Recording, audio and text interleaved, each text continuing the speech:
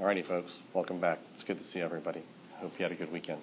So, business matters. If you haven't submitted exam 2 yet, then let me know. Talk to me about it so we can figure out what the timetable is. It was due last night. I think most folks here did, but for folks in the online shell as well. I'll be working on that this week and hopefully have it back sometime next week for you. Also, when last we met, I had handed out, or the time before that, I had handed out the writing the paper rubric, as well as some suggestions for paper topics and some ideas on that. Never too soon. We're getting really close to the end of the month, and then April will go quickly. It usually does, because everybody gets really busy. So I encourage you to start thinking about a paper topic. If you've already got a paper topic, then that's great.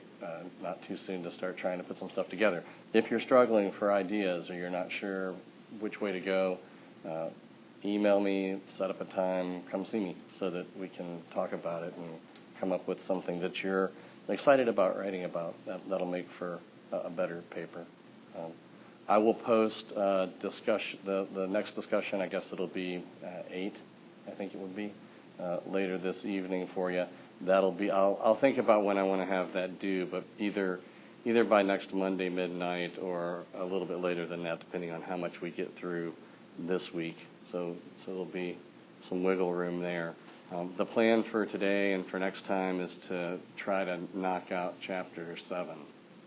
All right, so we've talked about Chapter 6. I'm going to say a little bit of final stuff there on high standard skepticism. And then we'll start looking into the first part of Chapter 7 where he talks about the problem of induction. All right, and then for next time, hopefully get to ordinary standards skepticism as well. So questions from y'all before we try to get back into it? All right, great. So last time it didn't record, but hopefully this time it will, so you'll have it. We talked last time about a number of different responses, right, to high standard skepticism.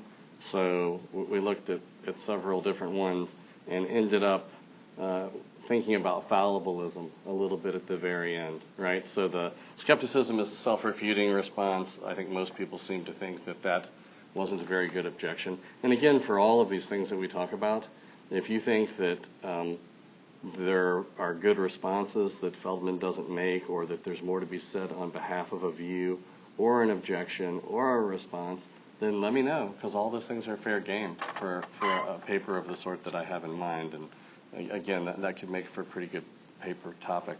So we talked about skepticism being self-refuting. We talked about the Morean response, right? The idea that whatever else you want to say about skeptical arguments, one should be more confident that the conclusion of the skeptical argument is false than that any of its than that all of its premises are true. And then finally, that left us with fallibilism as a sort of the last kind of response. And based on discussion boards, it seemed like most folks were sympathetic to fallibilism. It's hard for me to know whether that's because that's the view that Feldman obviously is most sort of friendly to, or whether people really thought that. But just because he thinks it's the case doesn't mean you have to think it's the case. And that's an important thing to remember. So the idea behind fallibilism, recall, is that you don't have to have absolute certainty in order to have knowledge level justification. Something short of conclusive reasons, conclusive evidence, Cartesian certainty would suffice for knowledge level justification, right?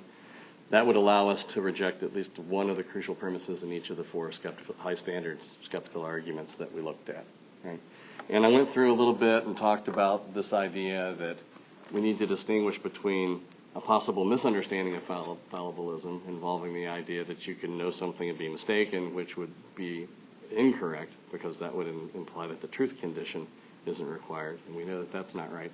But instead, something like this is a better way to think about it, that it's possible that a person knows something and yet possibly is mistaken, or leave out that first possibly if you like.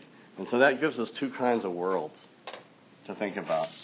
And I'll put them back up here just so we can consider them. So you've got a world where P, suppose this is our actual world right here. A world where P is true, S believes that P is true, S is justified in believing P, and it's not a Gettier case. In a world like this, fallibilism says so long as you have what it takes by way of justification, you can correctly be said to know. You have knowledge. But what fallibilism also says is that although you could be in this world or you are in this world, it's possible, meaning there's another world, a different way things might have been, a different scenario, not the one we're actually in, where you believe P and you justified in P, you have all the same reasons from the internal perspective, all the same evidence, arguments, and so on. It's not a Gettier case, let's suppose, but in this world, it's not the case that P is true, so you don't have knowledge. The reason being that the connection between your justification and the truth isn't a guarantee. It's not a necessary connection, right? So this is some possible world over here. This is the actual world. One question that comes up in connection with fallibilism is this third point, which is where we kind of ended last time, right? This idea of, is it possible for you to know that you know? And I mentioned that if you take a certain kind of, if you take first order logic with identity and you add some operators to that, you add an operator for knowing and for believing, then you can get some different systems depending on which axioms you want to include. And there's a variety of them, but the standard system is the one where the relationship between the actual world and all the different possible worlds is an equivalence relation. So the actual world's accessible from itself. If one world's accessible to another world, then it's symmetric, so it goes the other way. And then there's a transitivity relationship. So if one world's accessible to a second and a second to the third, then the first is accessible to the third. It's a long-winded way of saying basically that that's the strong system, that's S5, that's the one everybody wants, and that gives you this principle right here. If S knows that P, then S knows that S knows that P. The so-called KK thesis that I've got on the notes down here at the bottom. And I'll get this stuff put out on Canvas for people as well to look at. So one question that arises, of course, is given this kind of picture that fallibilism paints, how can I tell whether I'm in this world or in that world? Is it possible for me to know that I know something or not? A natural kind of question, given the sort of reflective nature of this enterprise. And you might worry that fallibilism gets us part of the way there, but it can't really do it all because it still leaves open this sort of question about skepticism between these two possibilities, right? So suppose that I actually am in this one and I know. Can I know that I know? Wouldn't that require having evidence sufficient to rule out these other possibilities over here? That's a kind of worry. So this principle that you can get in these epistemic logics is an interesting one to think about. And as I say, this is an axiom of the system that people discuss, that gets talked about. And so the question is, does knowing imply knowing that you know? So that's a question for you guys. What do you think? Is it the case that any time a person knows something, she knows that she knows it? Or are you tempted by that? Do you like that idea? Good idea? Bad idea?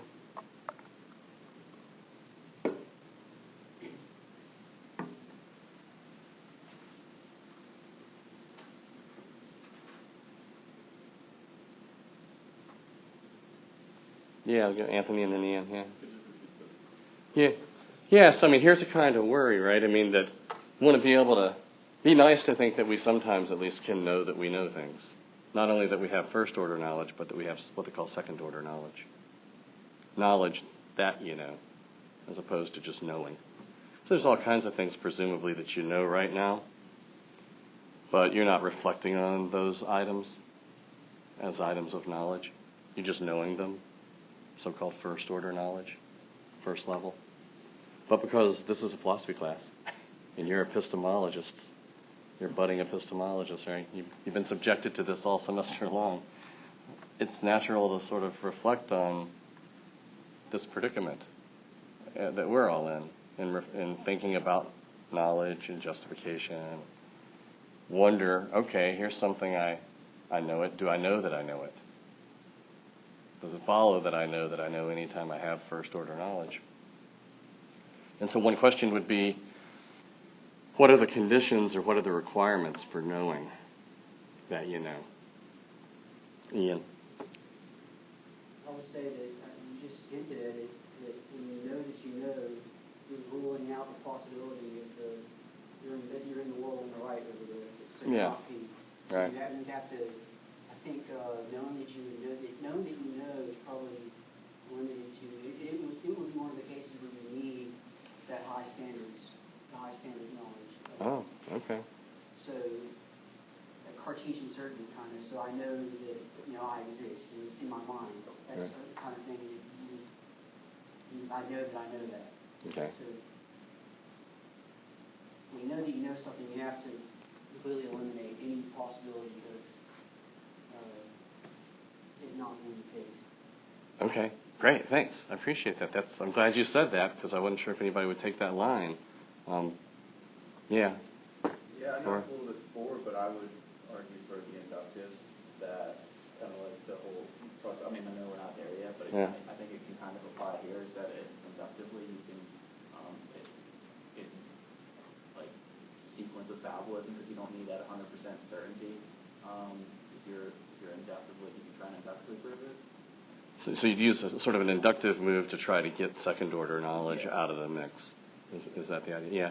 Well, you guys need to get together and each of you write a paper, and you can go against each other. That's one way to kind of try to sort it out. But yes, I mean, I'm glad. I mean, I made the pitch a certain way, and I'm glad Ian said what he did, just because it's tempting to think, well, look, I mean, if I can't somehow rule out these other, and this is just very oversimplified. We've just got this one possible world, but there might be many others out there as well where not P is going to be true.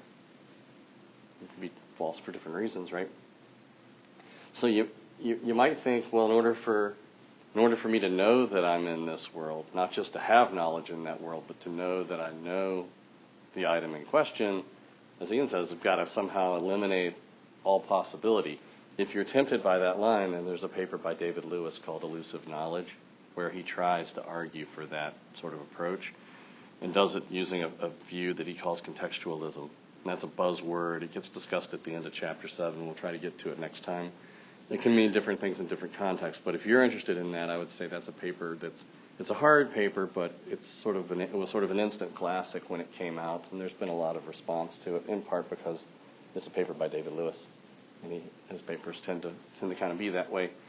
So there are people out there that would want to say that, and certainly you might worry that, hey, this as up to this point we don't have any way of preventing it. If anything, it looks like maybe this opens the door to skepticism at the second level, right? Second order skepticism.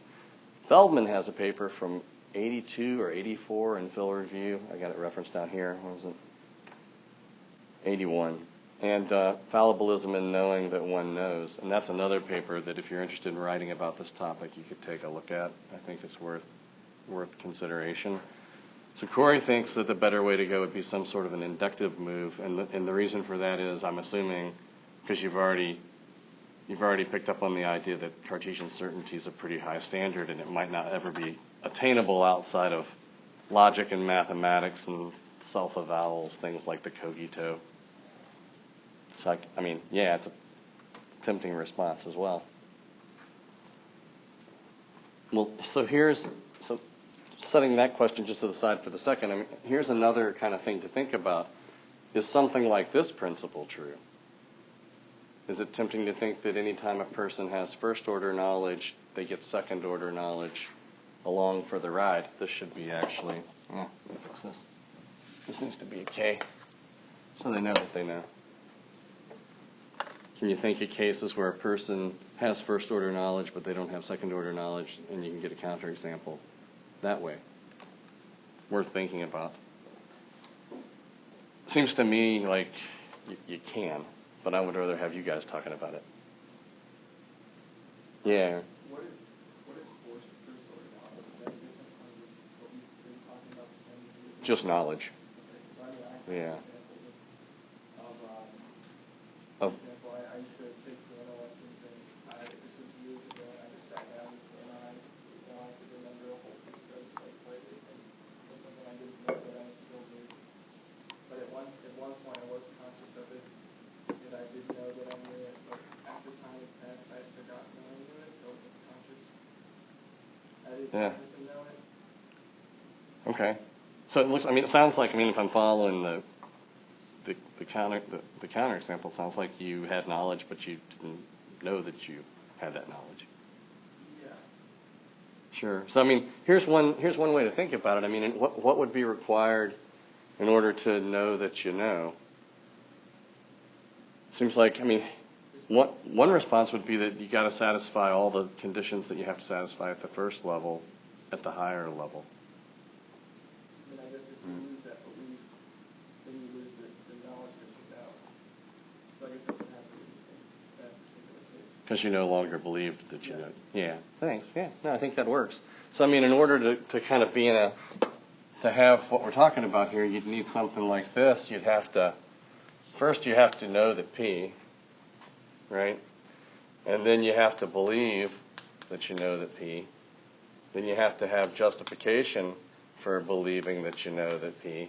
And it has to presumably not be a Gettier case. That'd be kind of a weird higher order Gettier case. But this would seem to be the way it would have to work out. And it looks to me like, and again, this is sort of on the fly, but that you could, in your case, looks like you don't meet the second condition here. You no longer believe that you know it, even though you do. So in other words, this just becomes like the truth condition for a single statement. Or you could maybe come up with cases where you fall short of the justification condition. Clearly, Cartesian certainty is not required at the higher level. But even if something less than that, like a kind of fallibilistic view, would seem to imply that you could satisfy the first two conditions but fail to satisfy the justification condition. You might believe that you know, but believe on bad grounds, for bad reasons. So suppose you have good reasons for thinking that you know, but the actual evidence that you use isn't evidence. It's you consult the tea leaves or the psychic, or the astrologer or something. Or you just fail to have adequate justification altogether. Maybe you suspend judgment. So you believe it, but you're not. Either way, it would work. I think that you'd end up falling short of those conditions. So there's kind of two sort of topics here for people that would be interested. One is to think about these kinds of cases of iterated knowledge, second order knowledge, and what's required in order to have that, and then this other project that we've sort of danced around, what's required in order to know that you know, and is there a viable response to skepticism short of something that says, well, you've got to have to rule out all possibility of error at the higher level. Another challenge I think that kind of would come on the heels of that is, well, if fallibilism is sufficient for first order knowledge, then why isn't fallibilism sufficient for knowledge at the next level too? And of course, there'll be this kind of ascending hierarchy of iterated knowledge claims. People don't discuss things that go much beyond second order knowledge because it becomes sort of hard to kind of hold it all in your head. So there's plenty there for people who want to think about that. Thoughts, questions on this stuff? Just fun stuff to think about. Kind of cool. Alrighty. So on to the next piece here.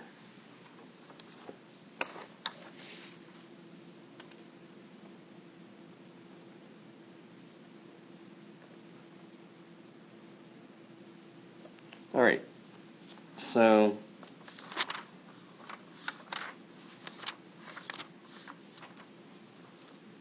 in Chapter 7, we start looking at a different kind of set of skeptical worries. We've been thinking about high standard skepticism, the idea being that you've got to be able to rule out any possibility of error in order to be justified to the level of correctly being said to know. But there are other kind of concerns. And you might think that, well, look, I mean, even if fallibilism is true, a skeptic could challenge the idea that we meet those more ordinary sets of conditions. one kind of challenge that comes up is one that arises in connection with induction and inductive reasoning and the so-called problem of induction. So that's what's going on in the first half of Chapter 7. So before I go through some of this, thoughts, questions, anything jump out at anybody, assuming people have gotten this far, since I haven't posted that latest discussion board. People might not have read much further than Chapter 6 at this point. But if you have any questions, I'm happy to take them. Yeah? Yeah, I have one. I'm trying to find it again. It was about the birthday thing. Yeah. Where was it? Like he turned 50. Right. He turned 50, but he goes like 49.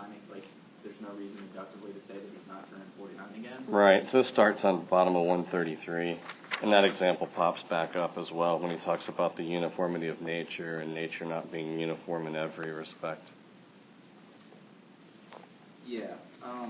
My question with that is though is how is that like is that more like a Hume problem thing, because it doesn't like saying that doesn't follow chronologically, like that is like you're indexing it by it seems like a philosophy of language issue, because I'm saying that okay, 49 means this, 50 means like sequentially next is my birthday, so it seems like is that like a So you think it's a linguistic thing, yeah, rather than an actual shortcoming in induction or yes, something like that? I mean, you might be able to make out that case. I have to think about it a little bit, but I mean, I think the way you're supposed to be thinking about it is every year prior to this year, I've been less than a certain amount of time old. It's not a very elegant way to put it. So this year, this coming birthday, I'll be less than that amount of time will have passed.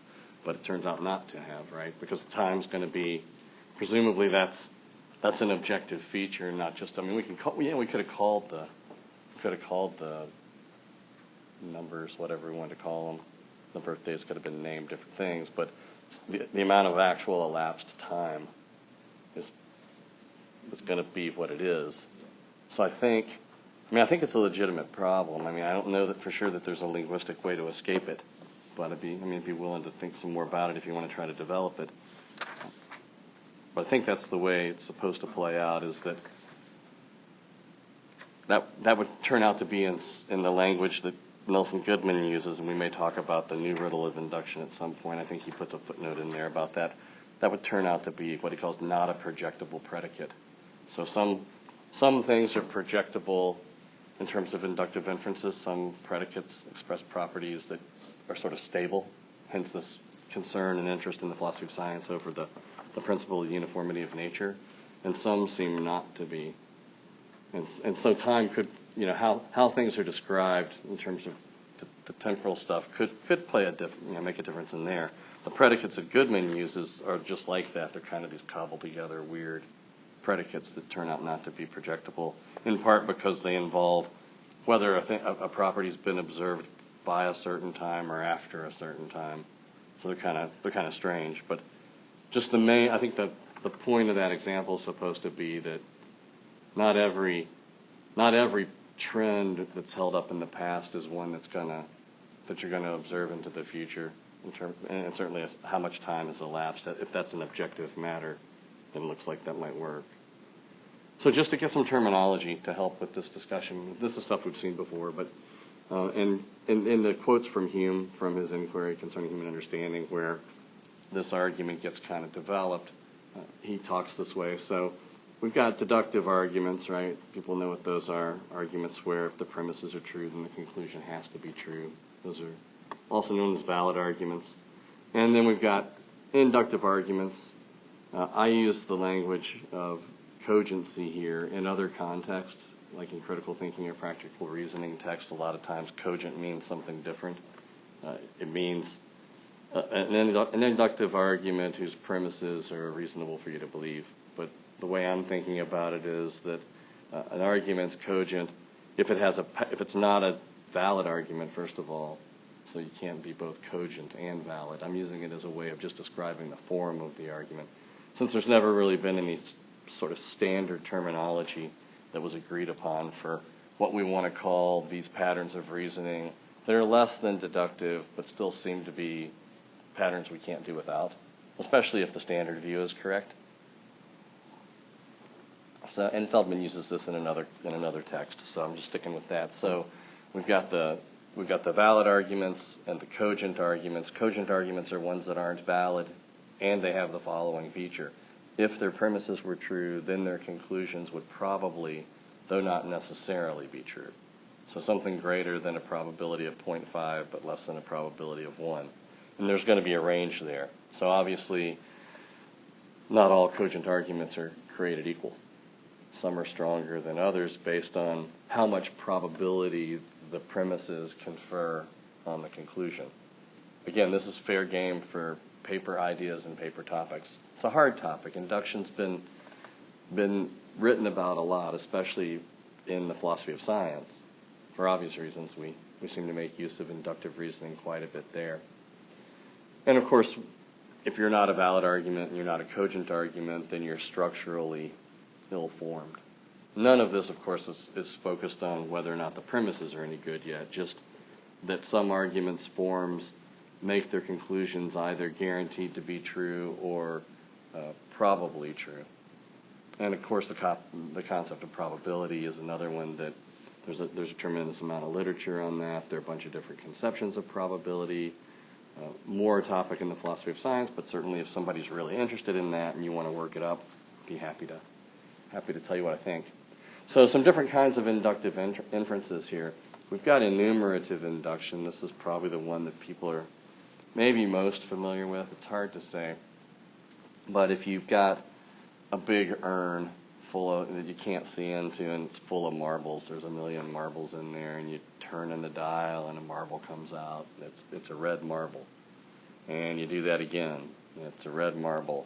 And you don't have a life, and so you do that for the next 20 years. And every time there's a red marble, you're contemplating that next one, right? What should you think about that?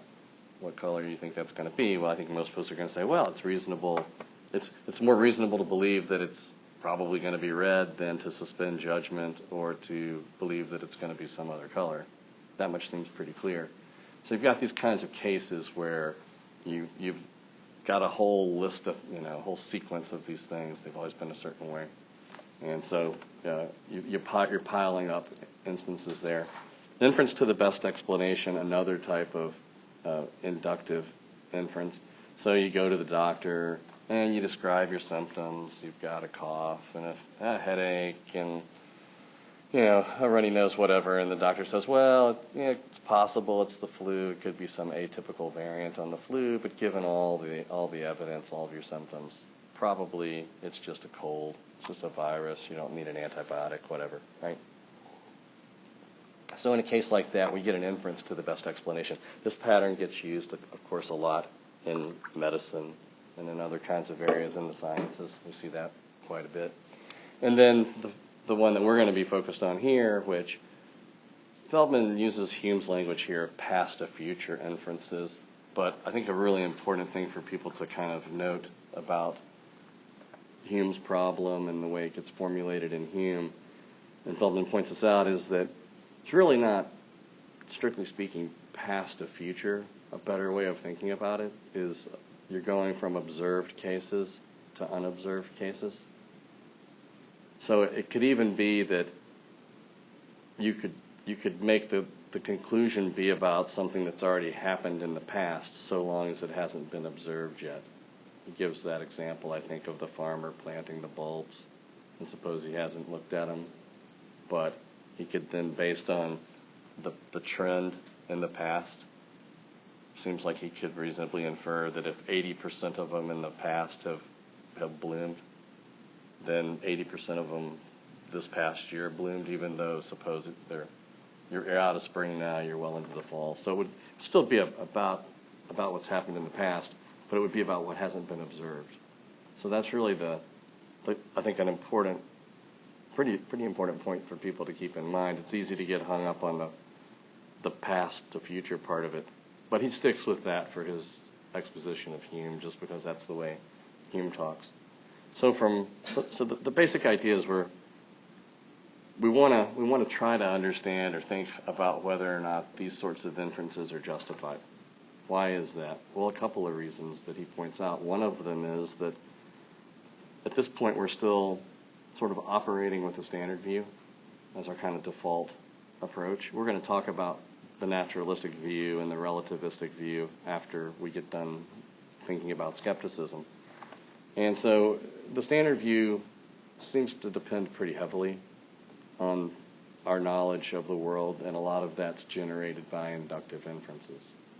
We're going from observed patterns, cases, to conclusions about unobserved cases, whether they be in the future or whether they've already they're present or past, but we just haven't observed them yet. That much seems pretty clear. Modest foundationalism also seems to depend on this idea that you don't have, when you think back to how that worked, right? The idea was that, well, classical foundationalism says that the connection between the basics and the non-basics, the inferred beliefs, is that they have to be deduced. They're deductively arrived at, but that left us with a problem of, namely, it doesn't look like you could do that. It doesn't seem like any amount of information, evidence, piling up of basic beliefs is going to be enough to get me from I seem to see a cup on the table to there has to be a cup on the table, given that all of my evidence is compatible with that conclusion being false, even if it takes really exotic scenarios to kind of make out the case, the logical point remains. And so it seems like in order to defend the standard view against objection as well as to make the case for modest foundationalism, we need to be able to get inductive inferences into the mix. They need to be the sorts of things that we can reasonably rely on. If skeptics are right, if a kind of Humean skeptic about induction is right, then that's going to take down substantial portions of the standard view and compromise modest foundationalism as well. Since on the modest approach, I don't have to be able to infer deductively that the cup's on the table. I just have to say, well, I've got this proper response to a certain visual experience right now. It's looking as if a cup is on the table, and I have no defeaters, no reasons for thinking that anything funny's going on. And so under those circumstances, I have enough by way of justification to claim to know. And I can know that the cup is on the table. All right, so what's Hume's problem? Well, basically, he attacks this idea that our inductive inferences are rationally justified. And this is kind of characteristic, if you're familiar, folks that are taking the history of modern philosophy or have had the history of modern philosophy. You've read some Hume, I'm sure. And Hume's kind of notorious in the history of philosophy for taking a kind of dim view and challenging a lot of what we're calling the standard view. So, depending on your interpretation and the commentator, some people go a little easier on him and some people a little harder. But it does seem like you can find passages that support Hume being skeptical about the existence of a real self. Hume being skeptical about causation, cause and effect, skeptical about our inductive inferences being justified, maybe a kind of skeptical line on morality or on natural religion. So certainly he's remembered, I think, for his kind of skeptical stance on things. And again, this is sort of setting aside Hume's scholarship and debates between folks who want a more sort of nuanced take on what he's really up to. A lot of his views ultimately, and I think the same thing's true of his sort of critique of induction, he gives a kind of, depending on how you look at it, a devastating or at least influential critique of our inductive reasoning, and then, right at the end kind of soft pedals it all and says, well, we're only human. We're doing what we do. We're doing the best we can, and we're creatures of habit, and we can't help. Part of this is just the way we're constituted, and that's kind of but that seems to sort of just miss all the work you did before that, kind of tearing the philosophical foundation out, but then patting you on the back and saying it's going to be okay. So in any case, we've got this principle here that Feldman formulates as PF, the past to future principle, namely that the future will be like the past, and that if a certain percentage of observed A's are B's, then a certain percentage of unobserved A's will be B's. And there he uses this sun will rise argument as kind of the classic example that gets trotted out. So I didn't put it up here for us to look at, but you can see several versions of it if you've got your book on 131. Several different patterns of the sun will rise argument. The first one here, 7.2. All days examined up till now have been days on which the sun has risen. The next day, tomorrow, will be a day on which the sun rises. And then you could even make it about all unobserved days, as in the second example there. So premises, all days examined up till now have been days on which the sun has risen. So all days, whether they've been examined or the unexamined ones, the ones in the future, will be days on which the sun will rise. And again, it doesn't have to be, the quantifier doesn't have to be universal. It doesn't have to be about all. It could be about a certain percentage. So you get the lilies of the field argument over on the next page. Now, there are a bunch of passages over here on starting, I guess, at the bottom of 132 and 133. Anybody want to take a stab at reading the one that starts on the bottom of 132, just to set the stage a little bit? This isn't the history of philosophy, but it is kind of fun when there's a chance to sort of see some primary source stuff. And again, just as a methodological thing, in your papers, if there's an opportunity, if there's a salient quote or something that kind of sets the stage for whatever your topic is, that's not always a bad thing either. I wouldn't go on with long, extended quotes, but certainly something. Yeah, Ian, thanks. Appreciate it. All reasonings may be divided into two kinds, namely demonstrative reasoning, where that concerns the relations of ideas, and moral reasoning, where that concerns matters of fact and existence. But there are no demonstrative arguments in the case seems evident, since it implies no contradiction that the course of nature may change, and an object, seemingly like those we have experienced, may be attended with different or contrary effects.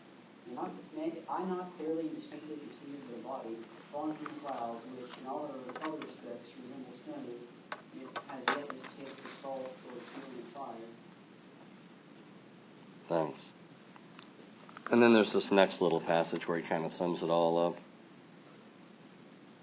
Down below that, all our experimental conclusions proceed upon the supposition that the future will be conformable to the past. To endeavor, therefore, the proof of this last supposition by probable arguments or arguments regarding existence must be evidently going in a circle and taking that for granted, which is the very point in question. So, sort of gets right to the heart of the problem. So let me just pause for a second and see if people have comments, thoughts, questions about that much of what he's saying. He's using some terminology in here that we need to say something about before I sort of show the argument. Let's see if I can find the argument here. So he talks about demonstrative reasoning, and then he talks about moral reasoning. What's he got in mind there? This is just, we got to get through the terminological stuff in order to make sense of it. So what is demonstrative reasoning as Hume's thinking about it? You already know, probably, or you figured it out. But Isn't it from observed facts? Demonstrative being like you observe a fact, whereas morals like yeah, I mean, see, this is the problem, right? The language, especially when he talks about moral reasoning, that's not really what we'd call it nowadays. And in fact, we've already identified in my language, at least, Feldman language, what we're talking about here. So demonstrative arguments or demonstrative reasoning is going to be deductive reasoning. Sort of, reasons that guarantee the truth of its conclusion. That's demonstrative. So valid arguments. So if we're going to be able to justify this past to future principle, right down here, then Hume's saying the only two ways to do this are either we're going to provide a deductive argument for that conclusion, PF, or we're going to provide some sort of moral argument. What's a moral argument? Well, those are the inductive arguments. So I'm using, valid and cogent, and Hume's using demonstrative and moral. And Feldman points this out in a sentence in passing. But yeah, that can be kind of confusing if you don't get that cleared up right away. So we end up with an argument. Find a piece of paper so I can. We end up with a reconstruction of Hume's argument. And again, I think this is a great thing for you all to keep in mind as you're thinking about your papers, because if you're going to discuss an argument, it's nice to be able to talk about the premises. And I encourage you, it's fine with me if you want to do a prose version of it, but I think you'll be better served in the long run, whichever argument or arguments or objections you end up discussing for your topic, to try to set them out as a set of premises leading to a conclusion. It just makes things a lot easier to follow. So here's a version of the argument that we get from Feldman.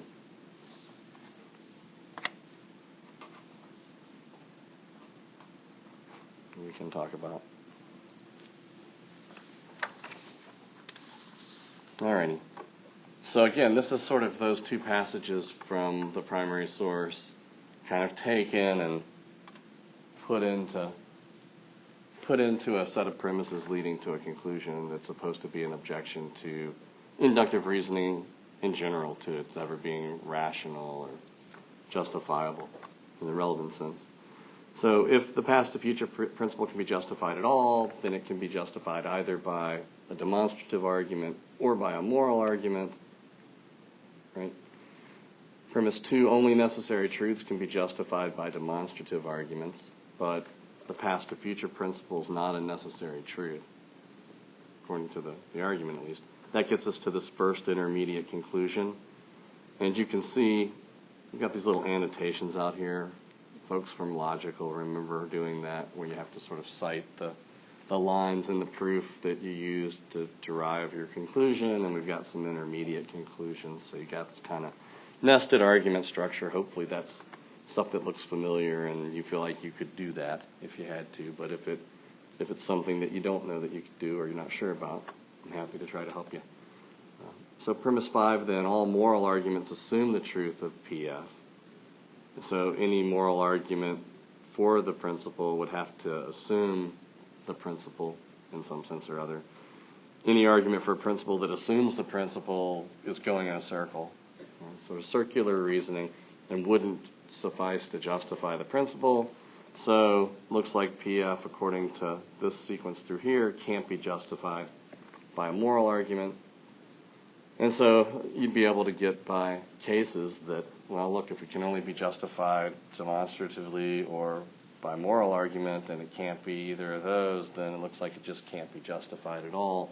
So our inductive arguments, our inductive inferences, whether we can't help but reason that way because of the kinds of beings we are or not, aren't, strictly speaking, rationally justified. And that's bad news. That's a disappointing conclusion for folks who take induction seriously, and certainly, it doesn't, whether we can't help but do it or not, it doesn't really address the philosophical point, or it does. It just gives us a negative result here. So in thinking about this argument, if you were to evaluate the argument in a paper, the first thing I would encourage you to do is to make sure your argument's well formed. So make sure that whichever reconstruction you offer of anyone's reasoning, make sure that you make it valid or make it cogent. You don't want to start off with an argument that's ill-formed, because then it doesn't even have a structure that we can work with. And that can sometimes be the hardest part. It's easy to think when you read a prose passage and then you try to translate it all into premises leading to a conclusion.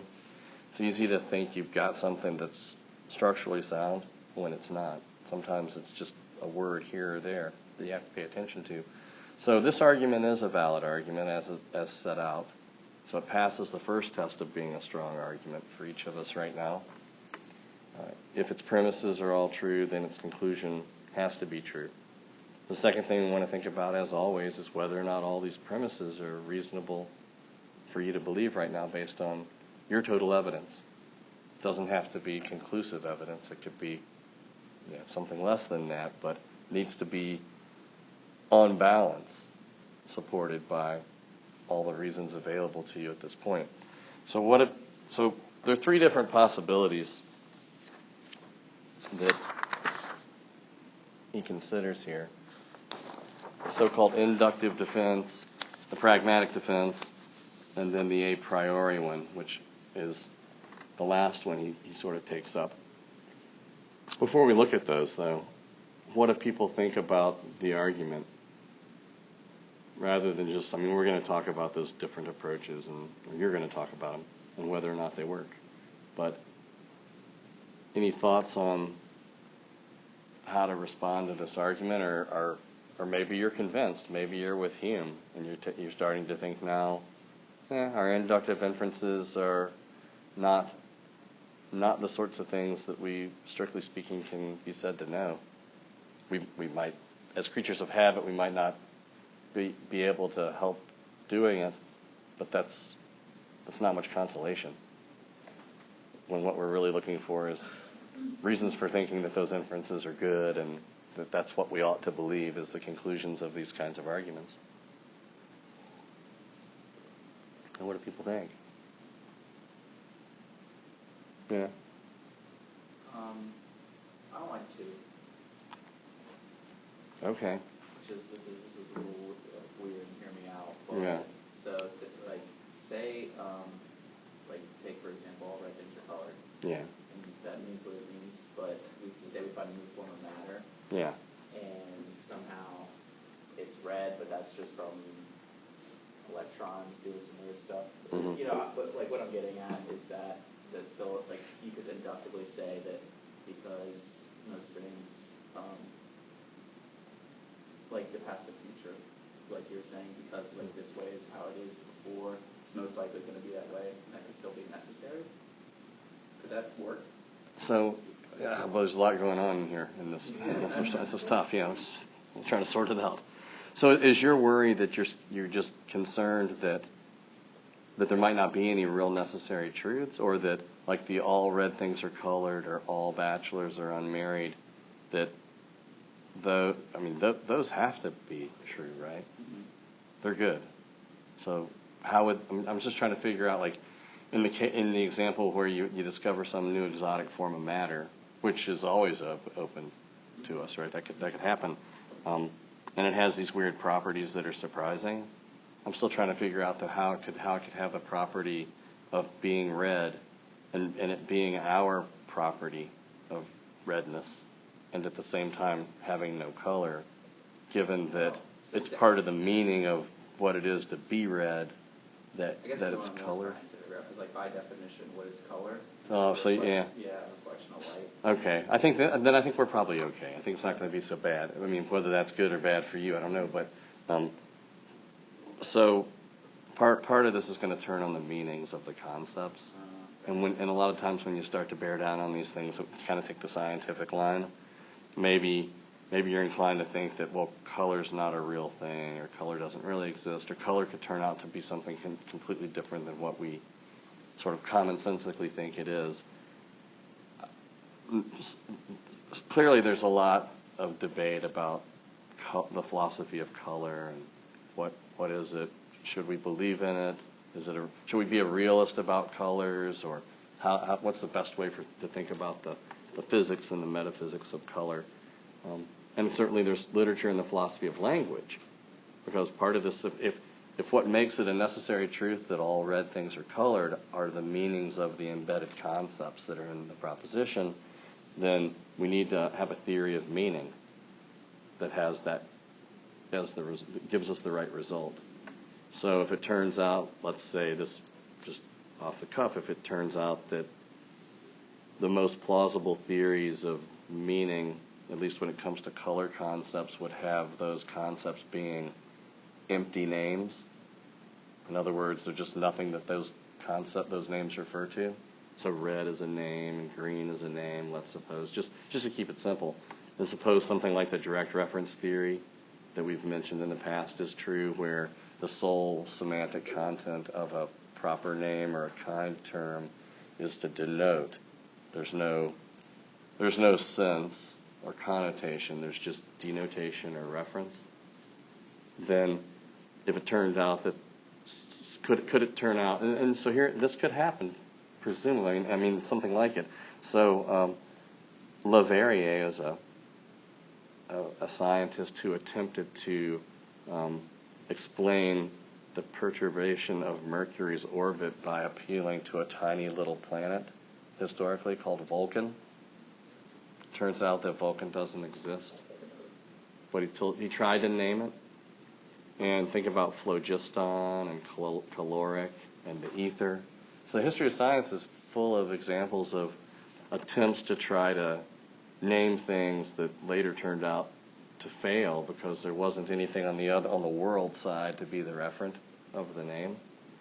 One of the puzzles then for philosophers of language who want to go down the path of that direct reference theory is, if you're inclined to think that those attempts were still meaningful in some sense, or that those attempted baptisms of theoretical objects were semantically meaningful concepts, then there's got to be more to the name than just the referent.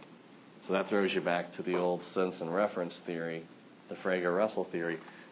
In any case, these are all complicated, controversial positions in the philosophy of mind, which presumably, I mean, you could go down that path if you wanted to, but just trying to give you a sense of how it might go if it turned out that color, the physics of color and the metaphysics of color are themselves controversial, as well as the philosophy of these debates about the semantics of names. Yeah, it could be hard. I mean, it might turn out that what we're meaning by the concept in the new scientific context isn't what we were meaning in the ordinary context, in which case you've just changed the meaning of the concept. So what does red ordinarily mean? What's the semantic content? What's the meaning of red? One kind of ordinary common sense kind of view might be, well, it's just the name for a certain sensation, certain color sensation. It's a certain look. Just like hot is a name for a certain tactile sensation of heat. Now it turns out that maybe heat is mean kinetic molecular motion. It's molecules, and then you could sort of say, well, we've figured out scientifically what heat is. It's really it's just these molecules moving, this temperature, whatever. But it doesn't take away from the fact that there's still the debate over what the correct semantics of words like red and hot, what the correct semantics of those is. So I'm interested in that stuff too, but I'm not convinced yet that the moving to the scientific perspective is going to necessarily make things any clearer or easier. That said, though, you might still be legitimately worried about why only necessary truths can be justified by these demonstrative arguments. So let me say something to that. Why is that? If 2 is true, then what makes it true? Anybody want to speak to that? So these demonstrative arguments are supposed to be these, arguments whose conclusions can't be mistaken. Right? So think about a valid argument. Right?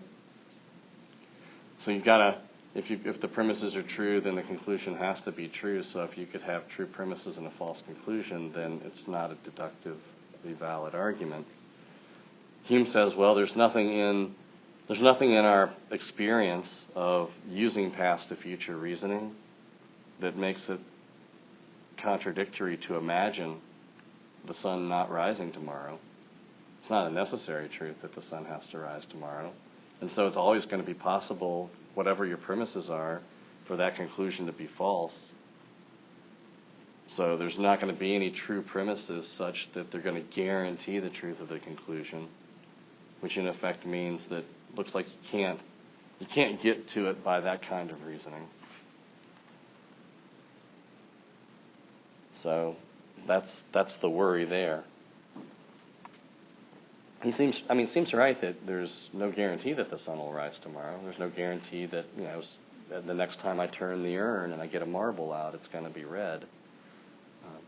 There's a kind of related thing, and maybe now's as good a time as any to sort of at least mention it, because somebody might want to do some research and write about it for their final paper.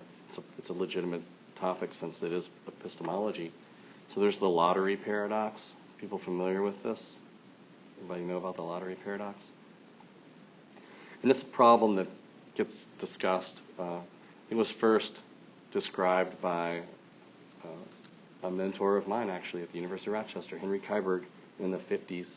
And he worked in probability and statistical inference. And so the idea is that suppose you have a 1,000,000-ticket lottery, and it's a fair lottery, somebody's going to win. It's not like these lotteries where everybody buys a ticket and gets real excited, and then nobody wins or nobody claims it or whatever. There's going to be a winner.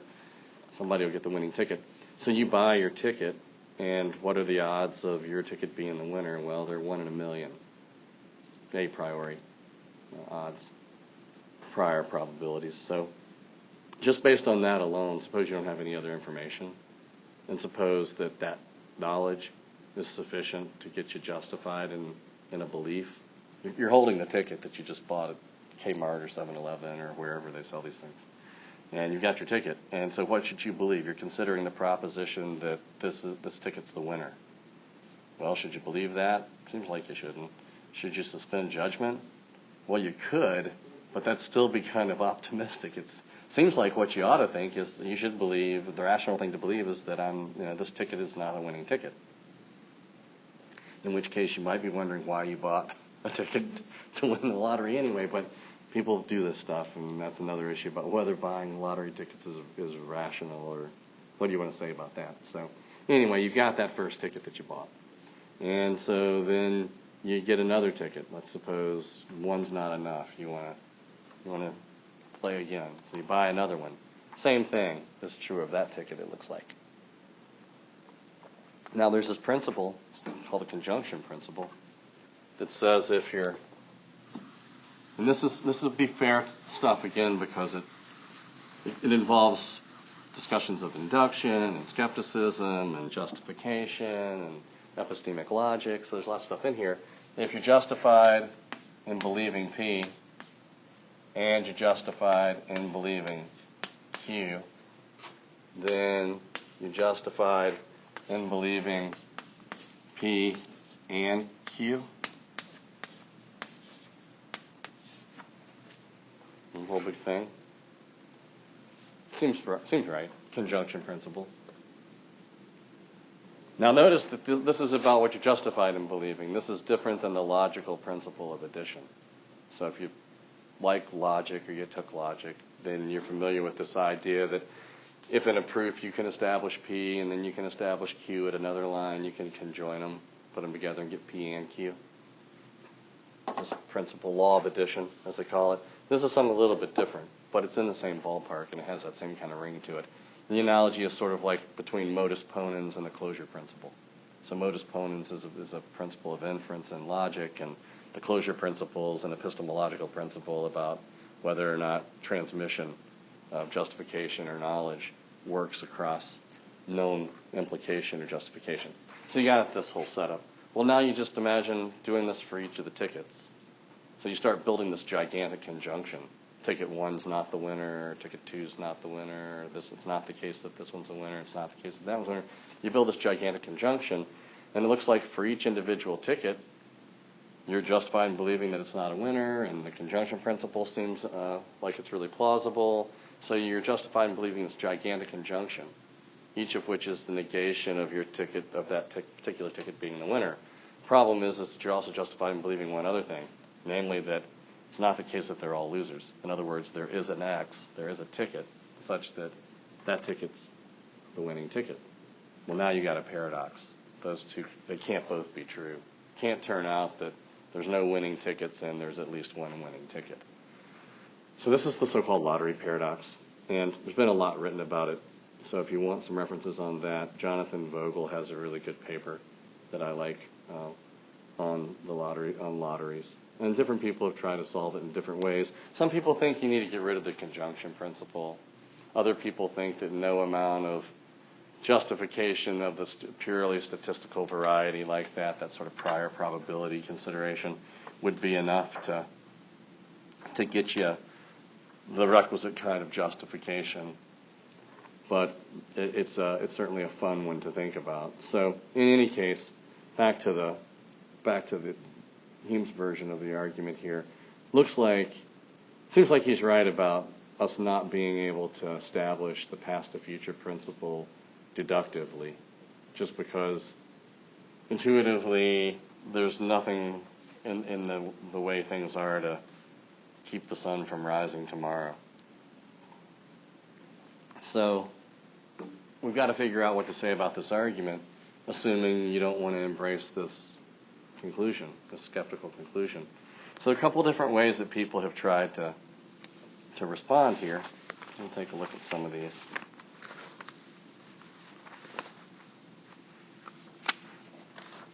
So here's the first one. This is the so-called inductive defense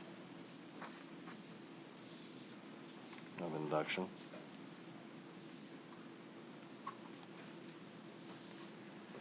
And this starts in terms of the discussion of it.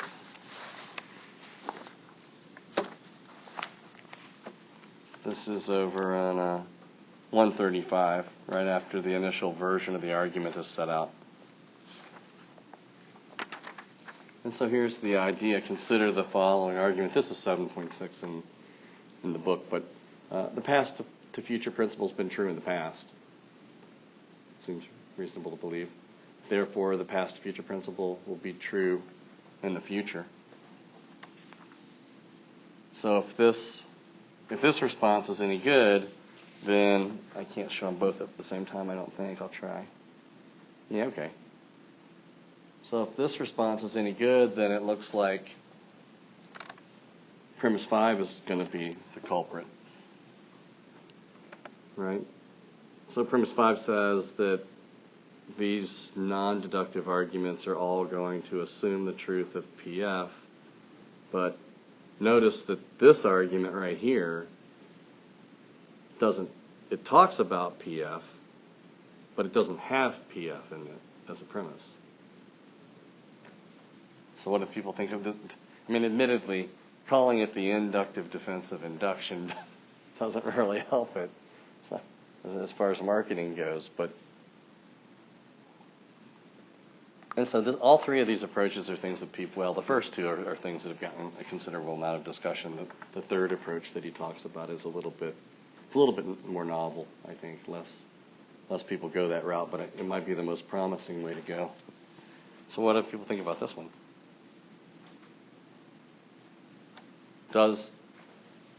Is there something wrong with the inductive argument for PF, and if so, what's wrong with it and why? And is there a response? That's basically that's a short paper.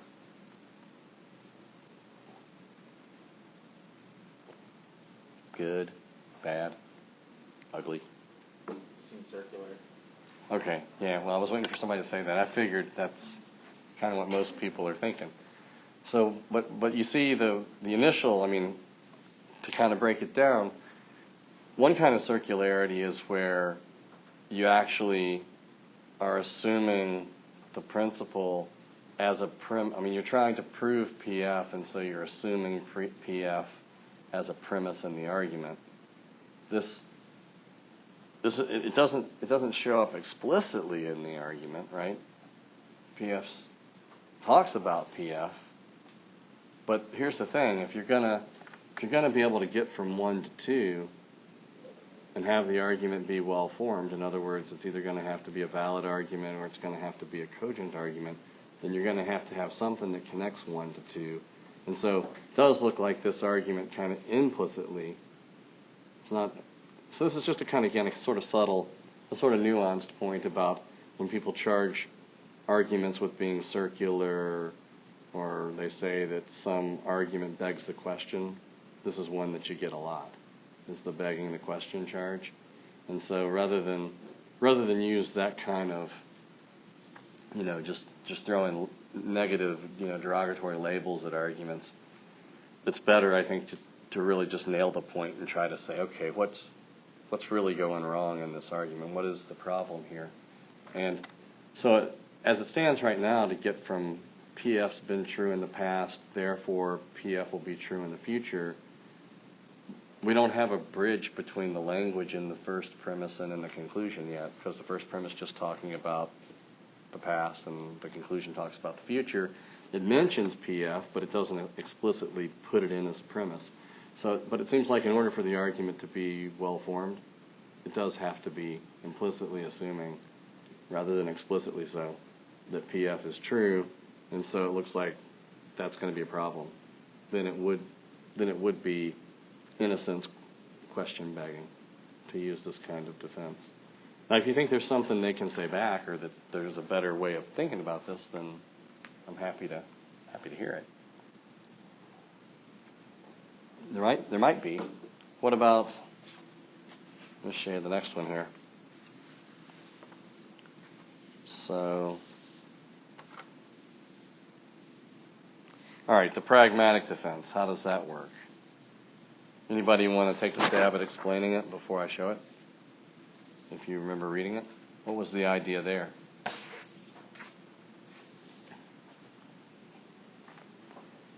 So I think this is people like Hans Reichenbach, among others, that kind of liked this sort of approach.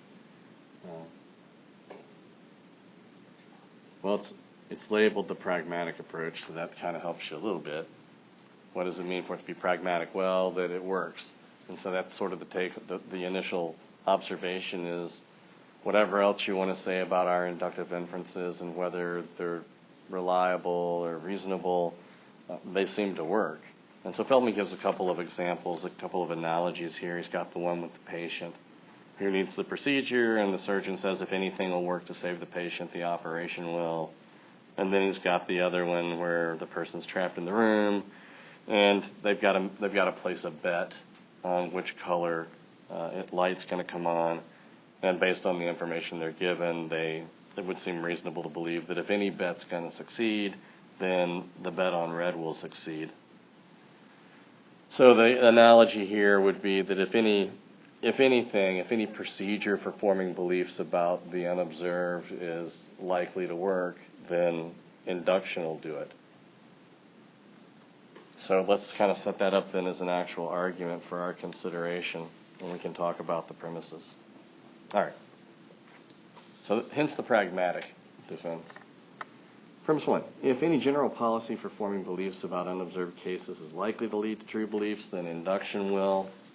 If that's true, then we're justified in accepting the past to future principle. So we get if any general policy for forming beliefs about unobserved cases is likely to lead to true beliefs, then we're justified in PF. And then we have to add another assumption here, namely that some general policy for forming beliefs about unobserved cases is likely to lead to true beliefs. So we're justified rationally in accepting the past to future principle, which again is really something like the observed to unobserved principle. But just to be in keeping with Hume's language, we can stick to past and future. So what do people think about this argument? I'm getting a lot of head shaking, but not the right way. not the head shaking saying I like it. It's the other direction. So what don't people like about this?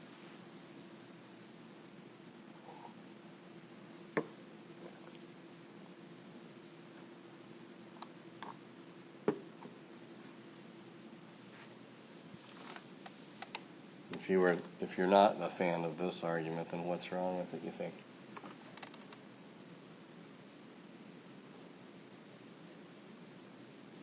What if somebody just said that what justifies us in believing 4? I mean, why is that not question begging? Yeah. Yeah, because I feel like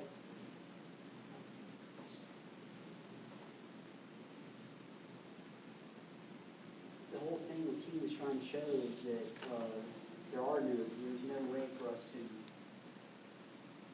rational way to make it necessary that we're going to say something about unobserved cases from observed cases. Right. And this is assuming, the argument is assuming that there is some sort of method. Yeah. It's worrisome. I mean, as you start to look at the argument, where we get 4. Because I would think that, I mean, if Hume were here or somebody who's sympathetic might say, well, you can't. That's just special pleading.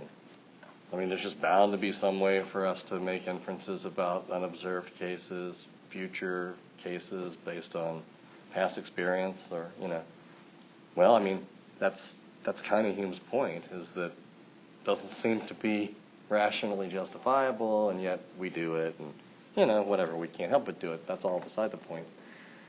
And then as far as 3 goes, I think there's this idea, or at least a worry here, about whether this pragmatic defense is even talking about the same kind of justification. I mean, we're supposed to be talking about epistemic justification. That's the kind of justification that you have to turn a true belief into knowledge, modulo Gettier. And it seems like really what we're getting here is a kind of appeal to, we've got to have something or other to get through. There's got to be some way to, again, kind of, we act this way, we live our lives as if that nature is uniform, or that past trends and regularities are going to be projectable into the future. But we all know, because induction doesn't always work. And we have this experience too, where you get surprised. So, X percentage of the time in the past, the meteorologists have been right about the forecast by Wednesday. All right, well then, I believe that they're right about this coming weekend's forecast, but we all know what the weather's like. Same with the stock market. Same with Super Bowls and NCAA championships. I mean, people get immersed in statistical data, and I think for good reason. But it is worrisome that this argument might both assume that there's just bound to be a case to be made for inductive reasoning, and also kind of conflate reasons for thinking we can't get by without it, for reasons for thinking that it's rationally defensible in the sense that we're interested in. Perhaps we can't get by without it. I mean, maybe we can't get by without holding people morally responsible for their behavior. But if it turns out that we don't have free will in the requisite sense, then that's a problem philosophically. We still have to live in a world with other people where we've got to have laws and there have to be consequences. But so there's a puzzle. I mean, this always comes up anytime there's a shift from the philosophical concern to the practical or pragmatic concern. And I think the best way to go there is just to say, well, yeah, there are these 2 issues, and are you interested in knowing the truth about free will, or are you interested in building a society where we can all get along and function? Likewise here, the real concern for us is the theoretical concern of the justifiability of inductive inference and inductive reasoning, less so the kind of Humean side point about, well, we just can't help but do it. We've evolved that way, or we were designed that way, or it's a habit of mind. It's part of how we're constituted. So I don't get the sense that this one's ultimately gonna be too satisfying. Alrighty, I'll stop with that one for now. Next time we'll talk about the 8 priority defense. So reread that if you've forgotten it, and we'll also start talking about the second half of Chapter 7. Get through that hopefully. I'll post an announcement letting you know when the discussion board's up. Thank you.